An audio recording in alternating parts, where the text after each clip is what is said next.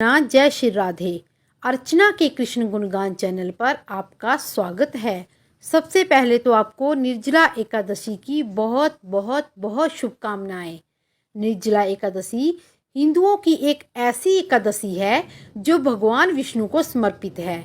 यह ज्येष्ठ के चंद्र माह के शुक्ल पक्ष में आती है। इसी कारण से इस एकादशी को ज्येष्ठ शुक्ल की एकादशी भी कहा जाता है। आमतौर पर निर्जला एकादशी गंगा दशहरा के बाद आती है, लेकिन कभी कभी एक ही तिथि पर मेल खाती है। यदि धार्मिक रूप से देखा जाए तो निर्जला एकादशी व्यक्ति के सभी पापों को खत्म कर देती है। इस एकादशी को 5 पांडव भाइयों के कारण पांडव निर्जला एकादशी या भीम एकादशी के नाम से भी जाना जाता है।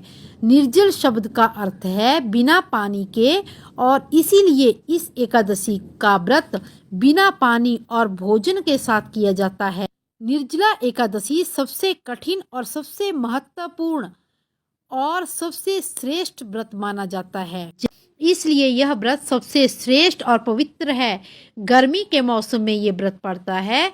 भोजन से पूरी तरह परहेज करना कोई आसान काम नहीं है। निर्जला एकादशी व्रत 24 घंटे रहता है, जो एकादशी तिथि के सूर्य उदय से शुरू होकर द्वादशी तिथि के सूर्य उदय तक रहता है। निर्जला एकादशी के दिन भगवान विष्णु की पूरे समर्पण के साथ पूजा की जाती है। भक्त अपने स्वामी को तुलसी के पत्ते, फूल, फल और मिठाई चढ़ाते हैं। भगवान विष्णु की मूर्ति को सुंदर रूप से सजाया जाता है और शाम को ढोल और अगरबत्ती के साथ पूजा की जाती है। मास में दिन बड़े होते हैं, ऐसे में प्यास बहुत अधिक लगती है। ऐसी दशा में इतना कठिन व्रत रखना बहुत ही मुश्किल होता है। इस एकादशी के दिन अपनी शक्ति और सामर्थ्य के अनुसार ब्राह्मणों को अनाज, वस्त्र, छत्री, फल, जल से भरे हुए कलश और दक्षिणा देने का विधान है। अधिक मात्रा में सतत भोजन करते रहना भीमसेन की एक बहुत बड़ी कमी थी। एक दिन भीमसेन ने व्यास जी से पूछा, हे पितामह, माता कुंती, भ्राता युधिष्ठिर, अर्जुन, नकुल, सहदेव और द्रौपदी आदि सभी एकादशियों का व्रत करते हैं और मुझे भी अनाज खाने से मना करते हैं, परंतु मैं उनसे कहता हूँ कि भाई, भक्ति पूर्वक भगवान की पूजा आदि तो मैं भी कर लेता हूँ और दान भी कर देता हूँ, परंतु भोजन के बिना मैं नहीं रह सकता हूँ। इसके उत्तर में व्यास जी ने कहा, हे पांडुपुत्र भीमसेन, यदि तुम नरक को बुरा और स्वर्ग को अच्छा समझते हो तो प्रत्येक मास की दोनों एकादशियों को अन्न मत खाया करो।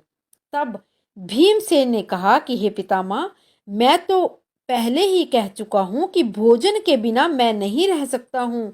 यदि वर्ष भर में कोई एक व्रत हो जो मैं रख सकता हूँ, मेरे पेट की वृक्क नाम की जो अग्नि है, मैं अन्न के बिना पूरा उपवास तो क्या, एक समय भोजन किए बिना भी नहीं रह सकता हूँ। अतः आप मुझे ऐसा व्रत बतलाइए जो वर्ष भर में केवल एक ही बार करना पड़े और मुझे स्वर्ग की प्राप्ति हो जाए।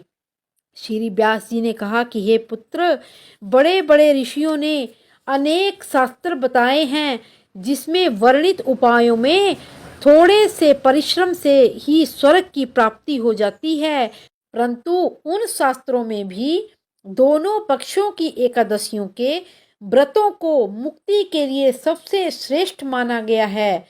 श्री व्यास जी के वचन सुनकर भीमसेन नरक में जाने के भय से भयभीत हो गए और कंपामायन होकर बोले, अब क्या करूं? एक मास में 2 व्रत तो मैं नहीं कर सकता हूँ। हाँ, वर्ष भर में एक व्रत करने का मैं प्रयत्न कर सकता हूँ। एक दिन व्रत करने से मेरी मुक्ति हो जाए, ऐसा यदि कोई व्रत है तो मुझे बतलाइए। यह बात सुनकर व्यास जी कहने लगे कि वृक्ष और मिथुन संक्रांति के बीच ज्येष्ठ मास के शुक्ल पक्ष की जो एकादशी आती है, उस एकादशी का व्रत करो। इस एकादशी के व्रत में स्नान और आचमन के सिवा जल वर्जित है। आचमन में 6 माह से जल से अधिक नहीं होना चाहिए, अन्यथा यह मद्यपान के बराबर हो जाता है। इस दिन भोजन नहीं करना चाहिए, क्योंकि भोजन करने से व्रत नष्ट हो जाता है। इस एकादशी के दिन सूर्य उदय से लेकर द्वादशी को सूर्य उदय तक जल ग्रहण न करने से समस्त एकादशियों के व्रतों का फल प्राप्त हो जाता है। द्वादशी को सूर्य उदय से पहले उठकर स्नान आदि करके ब्राह्मणों को दान आदि देना चाहिए। इसके पश्चात भूखे और सुपात्र ब्राह्मण को भोजन कराकर फिर अपने आप भी भोजन कर लेना चाहिए। इसका फल 1 वर्ष की संपूर्ण एकादशियों के फल के बराबर है। व्यास जी कहने लगे कि हे भीमसेन, यह मुझको स्वयं भगवान ने बतलाया है।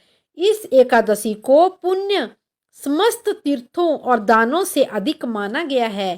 केवल एक दिन निर्जल रहने से मनुष्य के सभी पाप नष्ट हो जाते हैं। जो मनुष्य निर्जला एकादशी का व्रत करते हैं, उनको मृत्यु के समय यमदूत आकर नहीं घेरते, लेकिन उन्हें भगवान के पार्षद उनको पुष्प विमान पर लेकर स्वर्ग में ले जाते हैं। अतः संसार में सबसे श्रेष्ठ व्रत निर्जला एकादशी का व्रत है। इसीलिए यत्न के साथ इस व्रत को करना चाहिए। इस दिन ओम नमो भगवते वासुदेवाय मंत्र का जाप करना चाहिए और गौ का दान भी करना चाहिए। व्यास जी की आज्ञा अनुसार भीमसेन ने इस व्रत को किया था, इसलिए इस एकादशी को भीमसेनी एकादशी या पांडव एकादशी के नाम से भी जाना जाता है। निर्जल व्रत वाले दिन प्रातः काल भगवान का पूजन करके ये प्रार्थना करें कि हे भगवान, आज मैं श्रद्धा पूर्वक निर्जला व्रत रखकर दूसरे दिन भोजन करूंगा। अतः आपकी कृपा से मेरे सारे पाप नष्ट हो जाएं। इस दिन जल से भरा हुआ घड़ा वस्त्र से ढककर स्वर्ण सहित दान करना चाहिए। जो मनुष्य इस व्रत को करते हैं, उनको करोड़ पल सोने के दान का फल मिलता है, और जो इस दिन यज्ञ आदि करते हैं, उसका फल तो वर्णन नहीं किया जा सकता। जो मनुष्य इस दिन अन्न को खाते हैं, वे चंडाल के समान हैं। वे अंत में नरक में जाते हैं। जिन्होंने निर्जला एकादशी का व्रत किया है, वे चाहे ब्रह्म हत्यारे क्यों ना हो अथवा गुरु के साथ द्वेष करने वाले हों, फिर भी इस व्रत के प्रभाव से स्वर्ग को जाते हैं। हे भीमसेन, जो स्त्री या पुरुष श्रद्धा पूर्वक इस व्रत को करते हैं, उनको निम्नलिखित कर्म करने चाहिए। प्रथम भगवान का पूजन, फिर गौदान, ब्राह्मणों को मिष्ठान और दक्षिणा देनी चाहिए।